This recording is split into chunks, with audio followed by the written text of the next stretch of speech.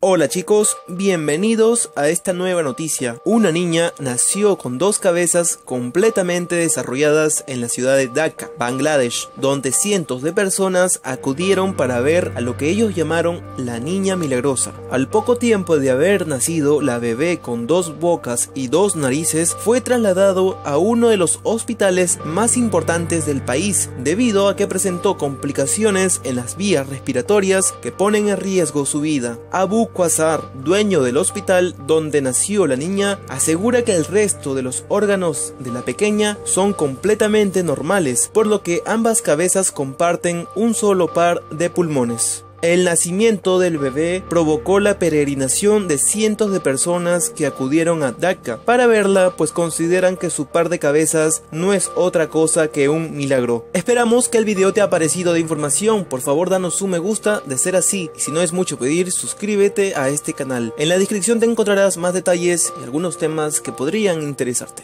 Gracias.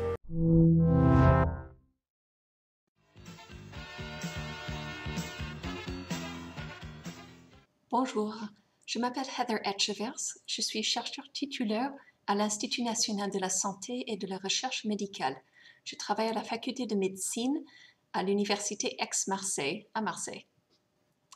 Je souhaite soulever des fonds pour faire plus que la recherche tout court.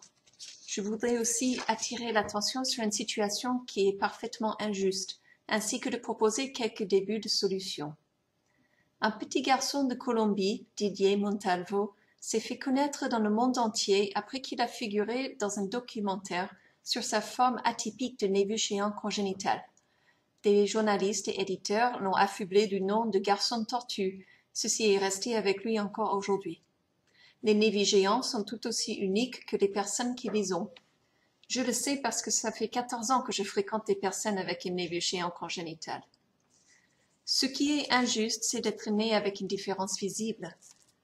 C'est d'apprendre qu'on a une chance dans 10 ou 20 de développer un cancer malin ou des symptômes neurologiques graves et invalidants. Ce qui est injuste, c'est que cette malformation est tellement rare parmi les maladies rares qu'elle n'obtient jamais de financement par le biais des fonds publics pour la recherche. Ceci est vrai pour la poignée d'autres médecins et chercheurs comme moi qui étudient le névus géant congénital.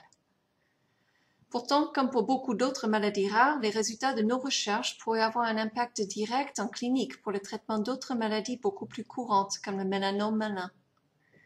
Notre laboratoire travaille avec des dermatologues et chirurgiens plasticiens de 6 grandes villes en France. D'autres projets sont en cours grâce aux contributions de plusieurs des associations de personnes atteintes qui existent dans le monde et qui se sont retrouvées pour fonder la Fédération Névus Global. Sans les associations des patients et leurs familles, on ne pourrait pas avoir autre chose que des rapports cliniques de temps à autre. Aucune recherche scientifique sur les origines, la pathophysiologie du névus géant congénital. J'ai besoin d'un élan associatif de votre part, une vraie solidarité avec les patients. Notre projet, en cours, dépend sur la possibilité de financer un technicien de recherche clinique. Pour réussir, nous avons besoin de votre participation aujourd'hui. Vous pouvez vous joindre à React Community, que ce soit vous ou quelqu'un qui vous aimez, ou pour montrer votre solidarité avec des personnes ayant des maladies rares de tout horizon. En partageant cette vidéo, vous allez attirer l'attention du grand public et des financements à la recherche sur le névus géant congénital. Bienvenue dans votre laboratoire. Bienvenue dans votre laboratoire. J'accueille très volontiers des visiteurs. Je vous remercie du fond du cœur de votre soutien. À très bientôt.